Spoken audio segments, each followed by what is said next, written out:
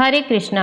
आज इस वीडियो में हम श्राद्ध या पितृपक्ष के बारे में बात करेंगे। मान्यता है कि जो लोग अपने शरीर को छोड़कर चले जाते हैं वे किसी भी रूप में अथवा किसी भी लोक में हो, श्राद्ध पक्ष में वे पृथ्वी पर अवश्य ही आते हैं और उनकी तृप्ति के लिए श्राद्ध के साथ जो शुभ संकल्प या तर्पण किया जाता है वह श्राद्ध होता है। पितरों का ऋण श्राद्ध द्वारा चुकाया जाता है। पितृपक्ष को लेकर महाभारत काल से ही एक कथा बहुत प्रचलित है। महाभारत युद्ध में कर्ण को वीरगति प्राप्त होने के बाद जब कर्ण की आत्मा स्वर्ग लोक पहुंची तो स्वर्ग लोक में कर्ण को भोजन में हीरे जवाहरात सोने चांदी आदि परोसे गए। यह देखकर कर्ण ने इंद्र देवता से इसका कारण पूछा तो इंद्र देव ने बताया कि तुमने अपने जीवन काल में सोना चांदी हीरे जवाहरात आदि दान किए हैं, लेकिन कभी भोजन का दान नहीं दिया और न ही किसी ने तुम्हारे नाम का श्राद्ध किया। तुमने भी कभी अपने पूर्वजों का श्राद्ध नहीं किया। इस पर कर्ण ने बताया कि उन्हें तो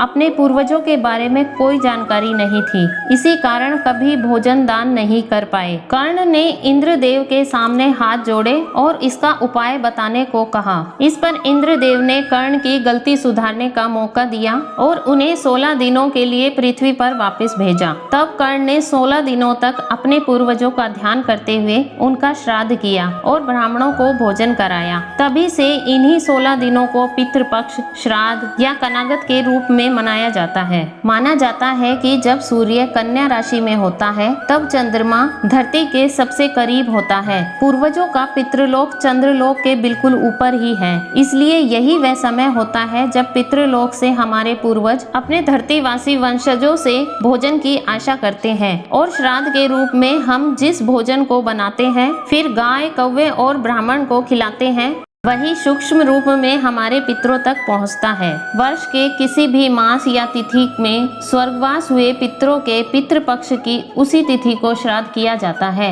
हमारे पूर्वज अपनी मृत तिथि पर हमसे ये आशा करते हैं कि उनके बच्चे उनका श्राद्ध करें। कोशिश करनी चाहिए कि उसी तिथि पर श्राद्ध करें जिस तिथि पर मृत्यु होती है। ऐसा करने से पितृ वर्ष भर शांत रहते हैं। जो लोग अपने पूर्वजों का श्राद्ध नहीं करते उनके पूर्वज निराश होकर पितृलोक लौट जाते हैं और अपने वंशजों को श्राप भी दे देते हैं, जिससे घर की सुख शांति समृद्धि खत्म हो जाती है। हमारे पूर्वजों ने हमारे लिए बहुत कुछ किया है जिनकी वजह से हम यहाँ हैं, इसलिए हमें श्राद्ध जरूर करना चाहिए। गरुड़ पुराण में पितृ ऋण मुक्ति का मार्ग बताया गया है। समय अनुसार श्राद्ध करने से कुल में कोई दुखी नहीं रहता। पितरों की पूजा करके मनुष्य आयु, पुत्र, यश, स्वर्ग, कीर्ति, पुष्टि, बल, श्री, पशु, सुख और धन धान्य प्राप्त करता है। देव कार्य से भी पितृ कार्य का विशेष महत्व है। देवताओं से पहले पितरों को प्रसन्न करना अधिक कल्याणकारी है। श्राद्ध शब्द श्रद्धा से बना है,